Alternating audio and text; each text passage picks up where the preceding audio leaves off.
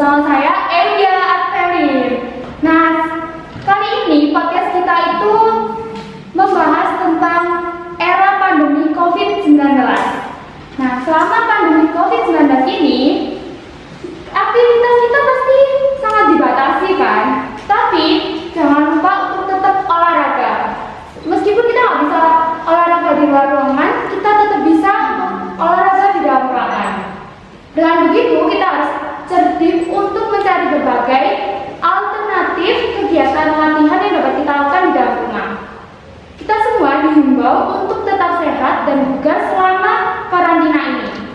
Nah, oleh karena itu, selama 30 menit ke depan, kita akan membahas tentang pentingnya menjaga kebugaran untuk menjaga prestasi.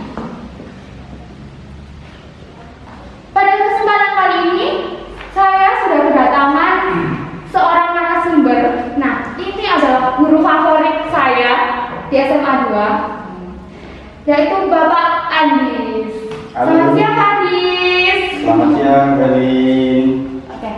Pak Andis adalah guru olahraga dari SMA Negeri 2 Batu, dan juga kita kedatangan Mas Bagas dari Pokariswet.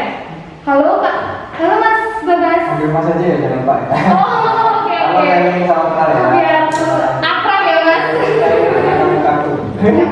Saya juga mau berterima kasih karena sudah menyempatkan waktu untuk kolaborasi dengan Audam Podcast ya Mas. Thank you juga ya udah diberi kesempatan buat collab sekarang. Seru banget pasti ya teman-teman. Pasti kalian udah penasaran kan apa sih yang mau kita bahas. Terus kali ini kita juga kolaborasi tuh sama Pokariswet. Siapa sih yang nggak tahu Pokariswet? Saya aja suka ya kan. Thank you loh. Oke. Nah, kali ini topik kita tuh penting banget Pak. Ya. Dan kebetulan relate juga dengan keadaan sekarang. Jadi berhubungan banget. Apalagi saya tahu teman-teman saat ini tuh pasti excited, semangat banget buat mengikuti tips apa sih yang bakal Pak Andis, guru kita tercinta berikan. Dan juga apa sih sebenarnya yang harus kita lakukan untuk menjaga kesehatan kita di masa pandemi ini. Untuk menjaga kesehatan di masa pandemi seperti ini, kita tetap menjaga protokol kesehatan dengan sering-sering mencuci tangan, kemudian keluar memakai masker, jaga imunitas tubuh, ya.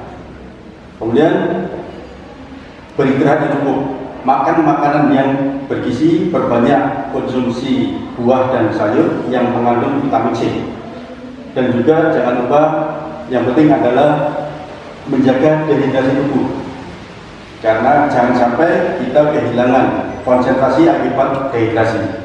Selain itu, kita juga harus rajin untuk berolahraga untuk menjaga stamina tubuh kita.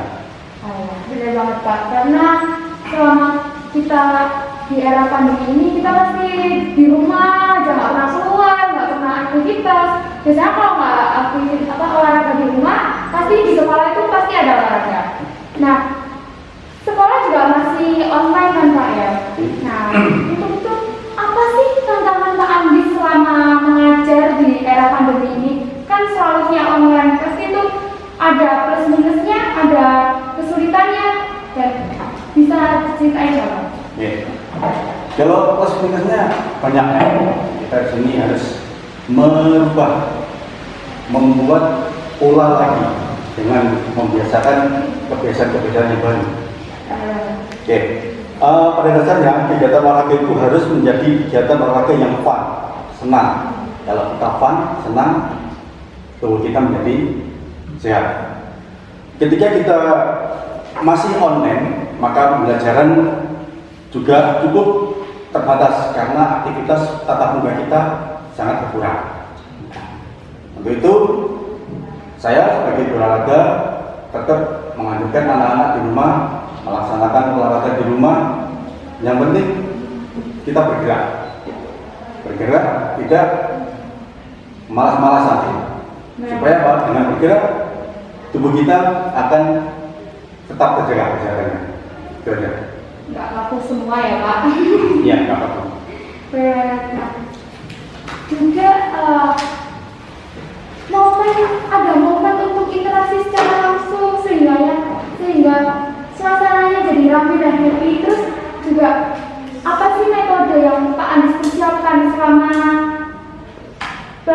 online ini. Terus gimana sih Pak Anies menerapkannya?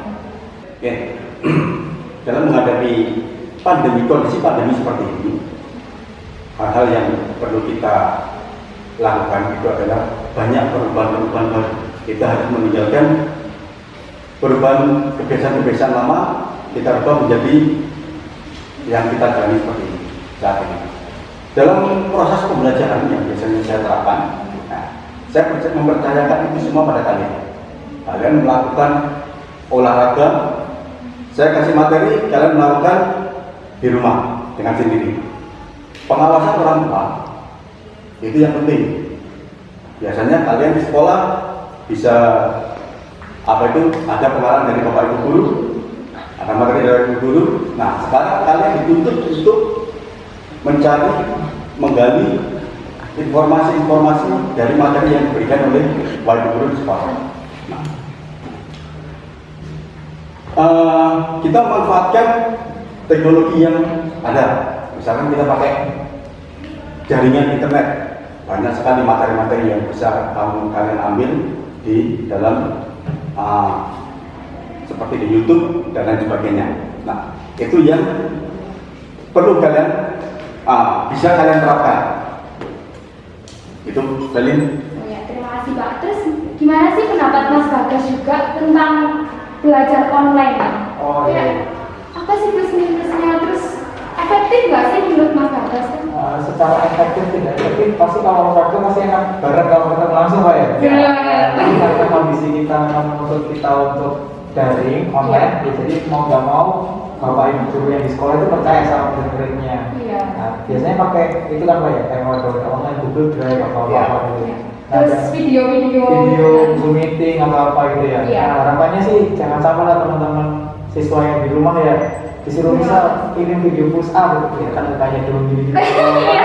Kan kamu Yang penting kelihatan mukanya ya, Mas. Pernah nggak pakai gitu Pak? Kalau saya pribadi tidak pernah memberi tugas-tugas seperti itu. Oh belum pernah ya. Tidak pernah. Saya percayakan kayak apa itu pembelajaran. Itu anak-anak sendiri melakukan di rumah.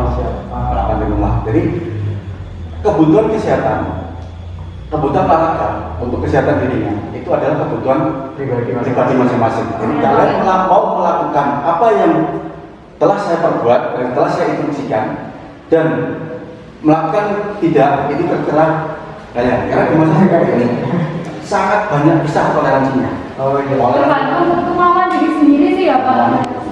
Harapannya sih ya tetap itu sih teman-teman di rumah, walaupun di rumah tetap olahraga, jangan cuma pelajaran lain yang Iya. apa ya, intinya jangan yang menggunakan eksak semuanya karena kesehatan itu sangat penting gitu. Iya. Kayak ini rebahan aja deh. Pasti capek semua ya. Terus Mas Bagas punya nggak sih saudara atau adik yang mungkin belajar online? Terus Mas Bagas tuh tahu nggak? Kelihatan nggak sih bedanya waktu adiknya sekolah offline sama online itu pasti ada bedanya kan? Dan itu pasti kelihatan banget efektif nggak sih sebenarnya? Oke.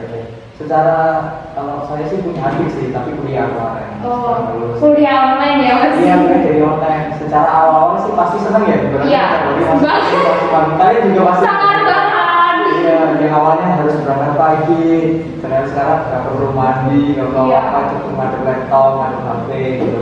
Nah, tapi lama-lama pasti teman-teman juga bosan kan kalau online terus, karena kita juga butuh bersosialisasi sama teman-teman gitu. Jadi harapannya sih ya secara metode memang berbeda, tapi secara niat itu harus diteruskan sih kita. Iya. Bahwa tujuannya adalah mencari ilmu gitu, jangan malah menggampangkan metode yang dibuat. Ya, di masa lalu. apa ya?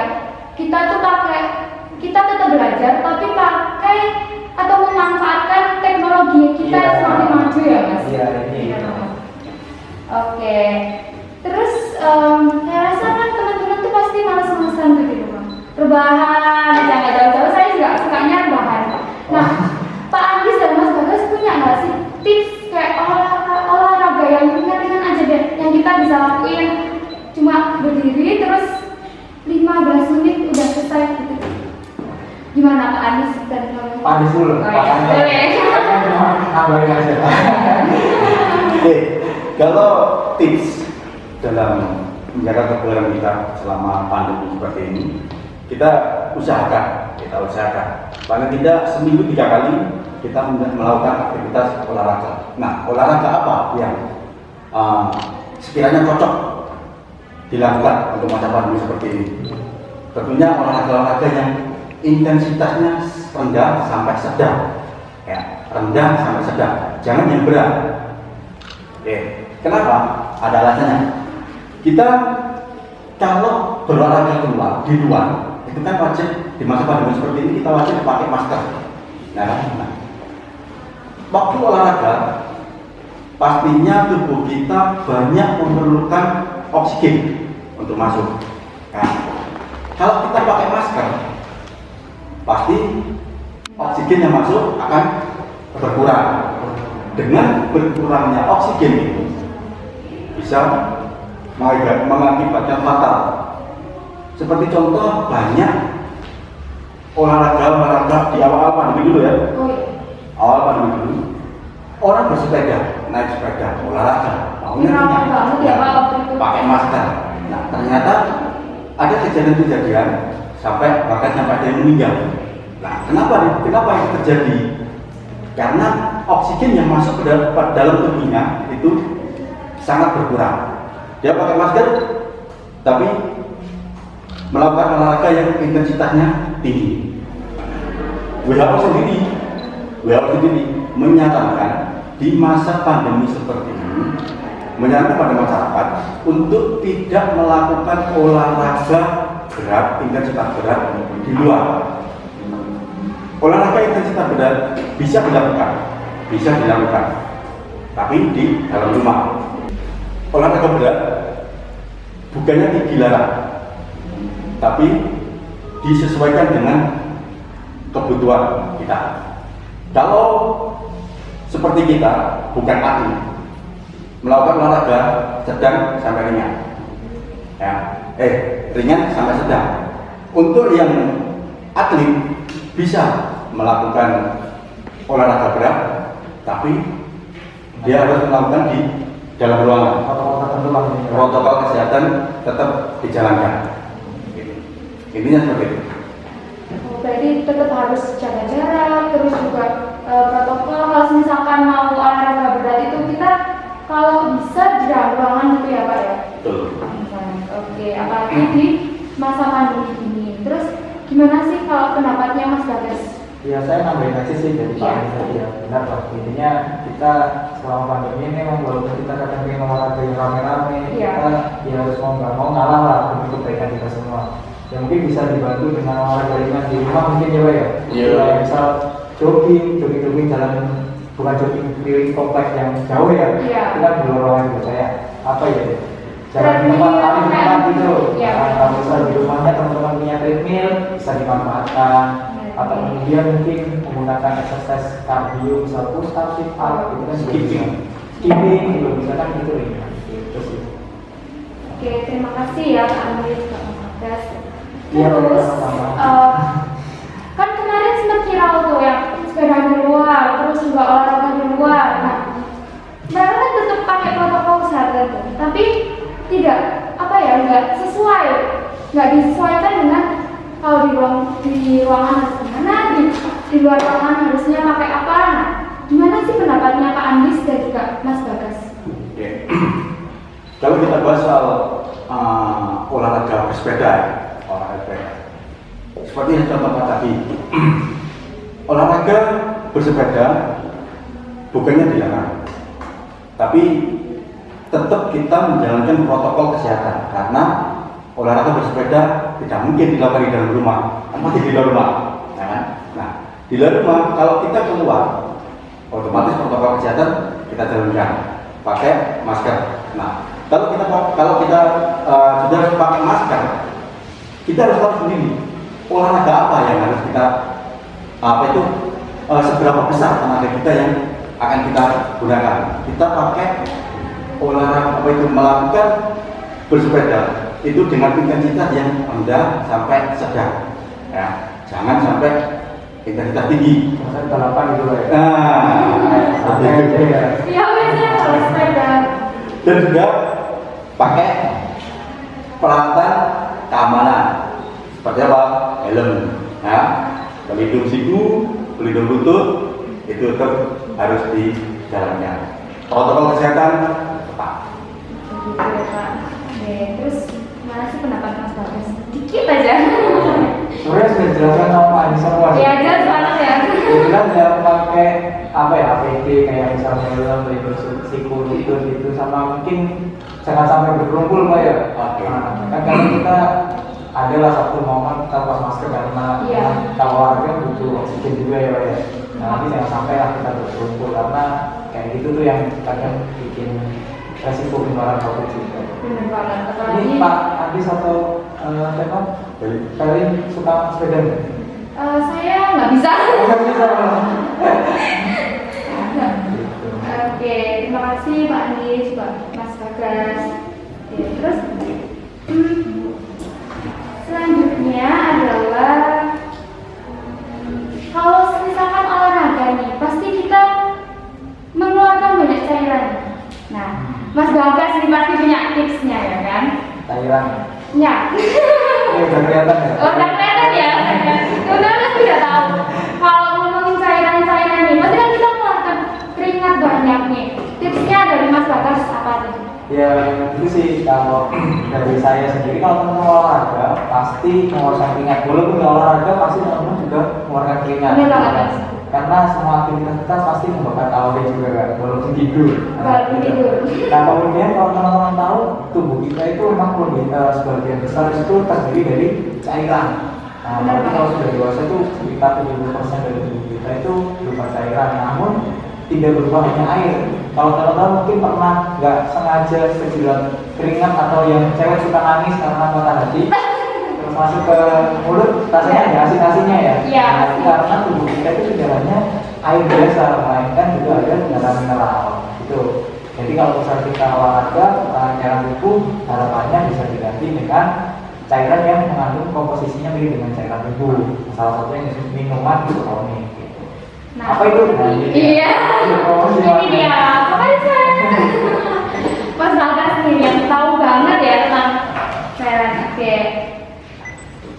Terus menurut Pak Anies gimana sih pendapat Pak Anies? Oh, iya betul. Karena efek dari dehidrasi itu sendiri bisa mengakibatkan konsentrasi dan juga memori menurun. Nah, ini kan menjadi salah satu yang harus dihindari oleh kalian, apalagi kalian sekarang ini masih pandemi belajar di rumah. Ya. Kecukupan cairan yang dikonsumsi juga harus tepat. Jadi cairan yang kalian konsumsi itu juga harus tepat agar tubuh selalu terhidrasi dengan baik, terus menjaga kecukupan cairan elektrolitnya.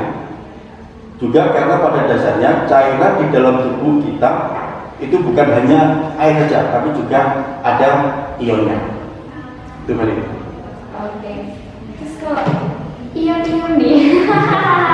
Ion. Mas Bagas nih yang paling tahu ya pasti. Ion. Oke, kita bahas ion Mas. Gimana?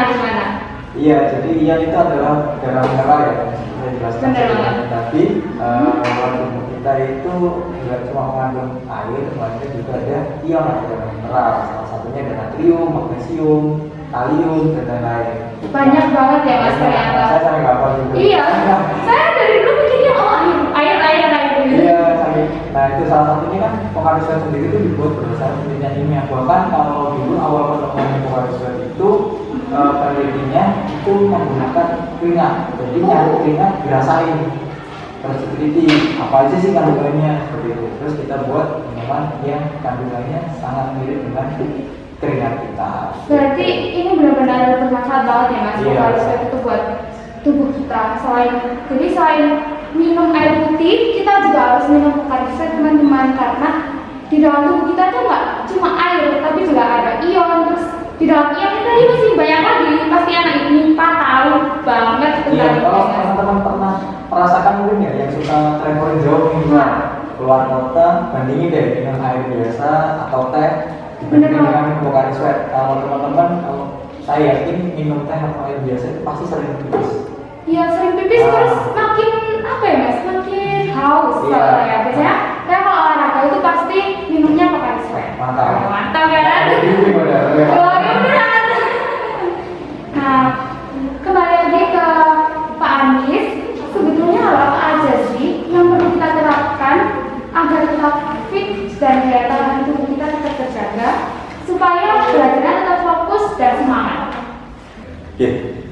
Untuk menjaga kebugaran kita di masa pandemi seperti ini, tips yang perlu kita lakukan menurut saya ya, yaitu banyak minum cairan. Sediakan di dalam tubuh kita itu tercukupi cairannya. Kemudian yang kedua, istirahat, tidur yang cukup. Tidur yang cukup berapa jam dalam sehari? Paling tidak tidur yang cukup normalnya 8 jam. Oke. Berikutnya kita lakukan aktivitas olahraga fisik yang intensitas rendah, ringan sampai sedang. Kemudian menjaga pola makan. Pola makan kita jaga karena banyak penyakit-penyakit yang datangnya dari makanan. Oke. Setelah makan kita minum yang manis-manis. Menurut kalian enak ya? Menurut kalian enak, ya kan ini? Enak banget Pak. Padahal Apalagi makannya lihat sambil lihat saya. Padahal kalau kita makan, setelah makan kita mengkonsumsi yang manis-manis, itu tidak baik untuk tubuh kita. Ya. Hindari itu, hilangkan. Yang berikutnya adalah selalu berpikir positif. Nah, penelitian menunjukkan bahwasanya pikiran positif dapat membantu mempertahankan kekebalan tubuh kita. Jadi kalau kita selalu berpikir positif, itu bisa membantu meningkatkan kekebalan tubuh kita. Berarti nggak boleh sering ngomongin orang gitu. Nggak jelas, gibah. Cewek-ceweknya ya. Oh iya, saya biasanya jelas. Nyakit hati ya Pak lebih. Penyakit hati. Oke, mungkin itu yang bisa saya pesankan pada kalian semua. Oke, terima kasih. Nggak kerasa kita udah 30 menit berbincang. Apalagi kalau sama saya pasti nggak kerasa ya kan. Terima kasih untuk Pak Andisku tercinta, untuk Mas Bagas juga yang sudah menyempatkan. Apalagi sekarang tuh musim hujan ya. Oh, iya. Terus pasti kayak males banget untuk keluar, tapi Pak Andis dan juga Mas Bagas mau menyempatkan untuk mampir ke Audam Podcast nih. Pasti seru banget lah ya. Thank you juga loh kalian sama teman-teman aku kampung ya. Jangan bosan ya kalau kolaborasi. Enggak pernah bosan kita. Oke, terima kasih banyak. Sampai jumpa di podcast selanjutnya. Oke, thank you Mary. Ya. Next.